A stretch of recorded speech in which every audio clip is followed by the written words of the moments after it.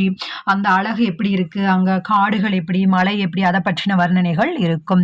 குப்தஜி கெஹ்தே ஹே, குப்தஜி சொல்றாரு, சுபஹ் ஹுவா हवा बहने लगी और गिनने लगी कि कहाँ कौन से और कितने फूल खिलते हैं.